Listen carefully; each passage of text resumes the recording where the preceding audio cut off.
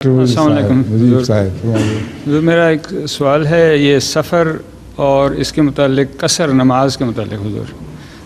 یہ اس میں کچھ ابہام ہے میرے ذہن میں۔ اچھا، کہ مثلا اگر میں کراچی میں ہوں، وہاں اگر کوئی میرا اپنا ذاتی مکان ہے لیکن وہاں رہائش نہیں ہے، تو کیا وہاں پہ مجھے یہ کہتے ہیں کہ جائیداد جہاں پہ ہو وہاں جمع نہیں کرنی چاہیے؟ قصر اگر آپ اپنے مکان میں ٹھہرتے ہیں جی تو پھر نہیں، اگر کرائے پہ چڑھایا ہوا ہے جی تو پھر آپ کسی جگہ میں ٹھہریں گے تو آپ مسافر ہی ہوں گے۔ ٹھیک ہے حضور۔ اسی سلسلے میں ایک اور عرض ہے کہ ربوہ جو جہاں پہ قصر خلافت یا خلافت کا جو مقام ہے وہاں پہ ہم کہتے ہیں کہ جمع نہیں ہونی چاہیے، لیکن جب ربوہ میں جمع کر بھی سکتے ہیں، نہیں بھی کر سکتے۔ ٹھیک ہے حضور۔ یہ طبیعت کے ہر مزاج کے اوپر ہے۔ ٹھیک ہے حضور۔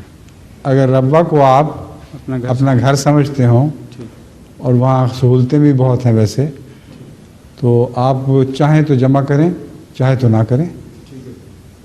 نہ بھی کریں گے تو کوئی گناہ نہیں، کریں گے تو کوئی گناہ نہیں، نیت کے اوپر ہے۔